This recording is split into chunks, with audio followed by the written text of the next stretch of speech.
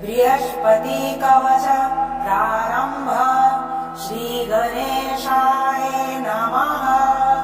अस्य श्री बृहस्पति कवच स्तोत्र मंत्रस्य ईश्वर ऋषि अनुष्टुप् छंद गुरुरदेवतां गंगबीजं श्रीं शक्ति क्लीं कीलकं भ्रूकृत्यर्थे जपे विनियोगः।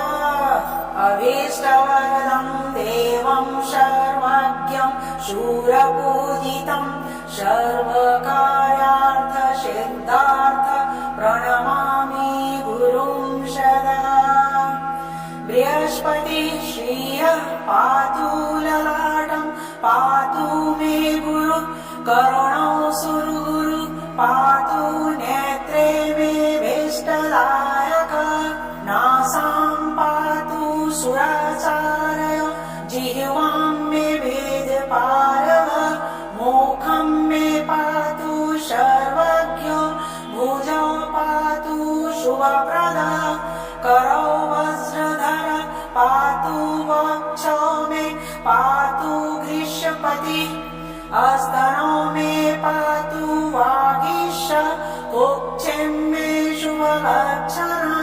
नाभिं पातु सुनित्यज्ञ कटिं मे पातु सर्वदा।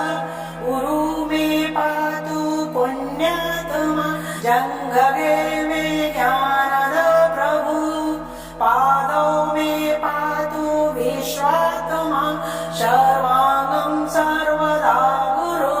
य इदं कवचं दिव्यं त्रिसन्ध्यासु पठे नरः सर्वान् कामनावाप्नोति सर्वत्र विजयी भवेत्। सर्वत्र पूजयो भवति वाक्यपदेश्च प्रसाद